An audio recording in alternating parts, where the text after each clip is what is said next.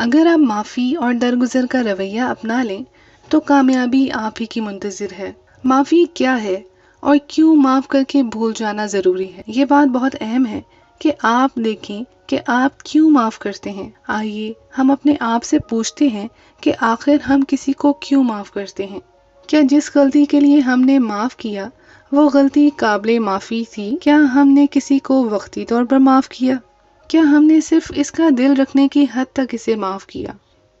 یا پھر یہ سوچ کر معاف کیا کہ آج میں معاف کر رہا ہوں تو کل جب میں غلطی کروں گا تو وہ بھی مجھے معاف کریں گے؟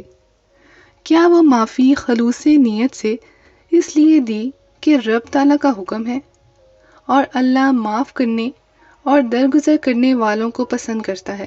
یاد رکھیں، کچھ لوگ فطرت کا حصہ ہونے کی وجہ سے معاف کر دیتے ہیں۔ ہم اپنے ایمانی تناظر میں سب سے بڑی وجہ یہ پا سکتے ہیں کہ ہم اللہ کے لیے معاف کرتے ہیں تاکہ اللہ ہمیں روز قیامت معاف کر دے۔ اب بات یہ بنتی ہے کہ جب تم نے اللہ کے لیے معاف کر دیا تو آپ اسے بار بار ذہن میں نہ لائیں، اس کی غلطی کو سوچیں نہیں، اس کا تذکرہ نہ کریں۔ جب آپ نے ایک بار اللہ کے لیے معاف کر دیا تو دوبارہ اس کا تذکرہ اور ذکر نہ کریں، اور جب کوئی مدعے پر بات کرے تو اس کی بات پلٹ دیں۔ آپ ذہنی طور پر ریکال کرنے اور سوچنے سے پرہیز کریں۔ اب ایک سوال یہ بھی بنتا ہے کہ معاف کر دینے کے بعد ہم کیوں نہیں بھول پاتے؟ اللہ کی عدالت میں اپنا مسئلہ پیش کرنے کے بعد یہ انتہائی غیر مناسب بات ہے کہ آپ اس کا ذکر کسی اور سے کریں۔ آپ جتنا انسانوں سے ذکر کرتے ہیں اور دنیاوی سہاروں کو تلاش کرتے ہیں وہ آپ کو کبھی بھولنے نہیں دیں گے۔ یہاں ایک بات یہ بھی یاد رکھیں کہ بہت ساری ایسی پریشانیاں اور ایسی تکلیفیں آپ کی زندگی میں آئی ہیں جو آپ بھول چکے ہیں۔ وہ ساری باتیں آپ ایسے بھول چکے ہیں کہ آپ کو یاد کرنے پر بھی یاد نہیں آتی۔ یہ انتہا کی بات ہے۔ اور ان میں سے کچھ باتیں آپ ایسے بھول چکے ہیں کہ یاد کرنے سے بھی یاد نہیں رہتی۔ ایک بات ذہن نشین کر لیجئے کہ کسی کو معاف کر دینا بھول جانا نہیں ہوتا۔ جو بھی مسئلے آپ کے لیے تکلیف کا سبب بنتے ہیں آپ کے اپنے نفس کی وجہ سے ہوتے ہیں۔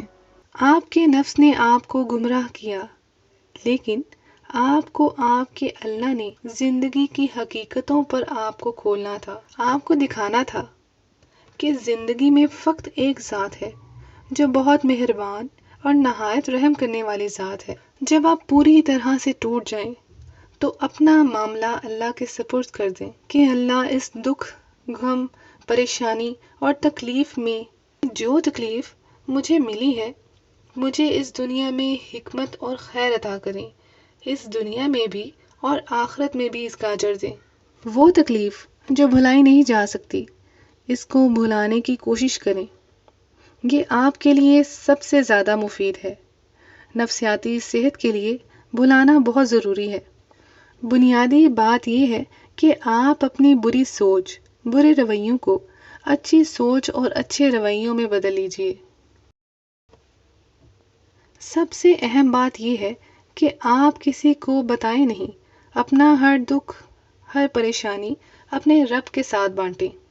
اگر آپ یہی سوچتے رہیں گے کہ میں ہی کیوں، میرے ساتھ ہی کیوں ایسا ہوا، میں ہی ملا تھا، ساری مشکلات اور پریشانیاں میرے لیے ہی کیوں ہیں، مایوسی، نا امیدی اور نا شکرہ پن کرنے کے بجائے اگر آپ یہ سوچیں کہ اس میں کوئی خیر ہوگی، رب کی رضا ہوگی، اس کو میں رب کے سپورٹ کرتا ہوں، ضرور اس میں میرے رب کی کوئی حکمت ہوگی، دل میں رب کی قدر پختہ ہو جاتی ہے، رب سے اور انسان سے محبت کی قابلیت بڑھ جاتی ہے۔